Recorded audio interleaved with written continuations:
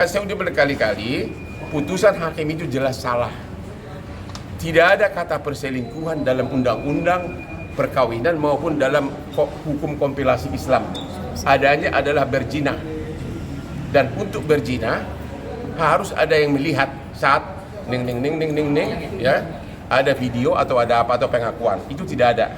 Hanya ada katanya. Ya, hanya ada ya. Nggak ada ya, dan hanya ada CCTV yang melihat ngobrol-ngobrol.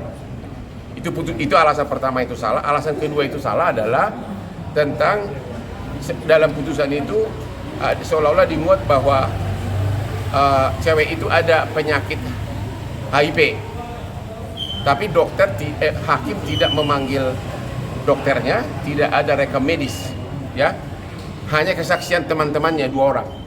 Gimana bisa dibuktikan ada HIV dengan kesaksian? Itu juga salah.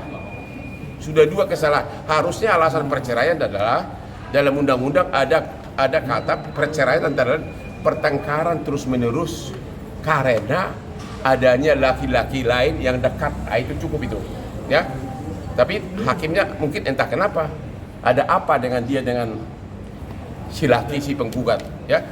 Kesalahan lain berikutnya adalah jubirnya. Jubir pengadilan agama itu keterlaluan. Dia bukan hakimnya, tapi dia mengumumkan bahwa dia itu wanita durhaka. Ada selingkuh. Dia cuma jubir. Harusnya dia hanya mengatakan bahwa perkara cerai sudah dikabulin dan bisa banding. Dia nggak boleh ngomong terlalu dalam, ya.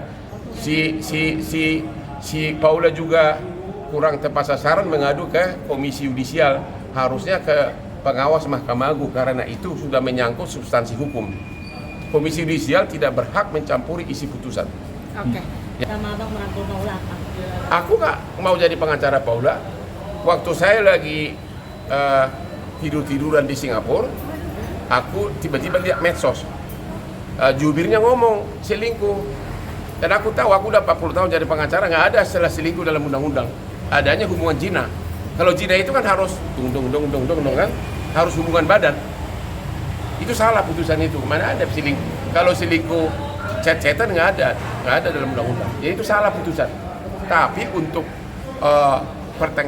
cerai karena pertengkaran terus-menerus mungkin akan tetap karena memang mereka sudah bertengkar kan.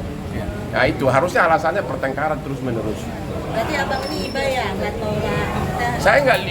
Saya tidak soal iba, saya hanya soal prihatin soal penerapan undang-undang. Negara kita ini kan negara hukum. Ya, jadi harusnya laksanakan hukum, apalagi diumumkan lagi ke publik gitu loh. Jubirnya nggak boleh ngomong, bukan dia yang mengadili gitu loh.